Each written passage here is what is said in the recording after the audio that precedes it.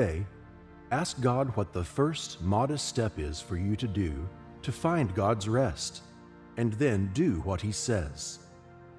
We want for a rest we can't offer ourselves, for gentleness in a yoke found only in Jesus, one that is simple, where the weight is light, and the rest is forever.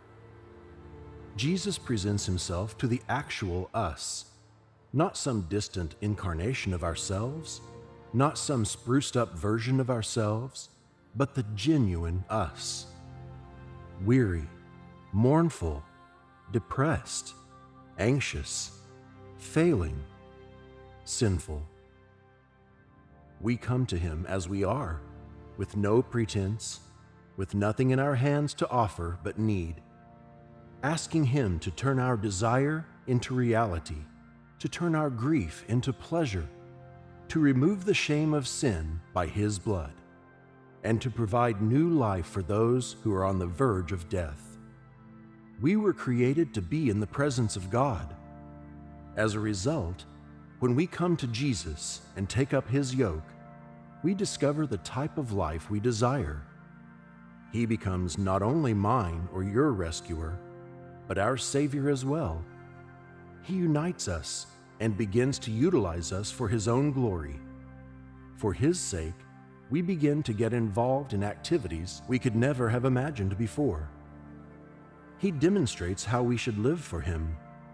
He not only carries the weight, but He also sends us on a mission.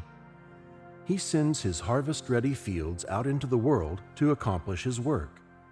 He is a patient person. He's sensitive. He's willing to talk. He is willing to work with you. He's considerate.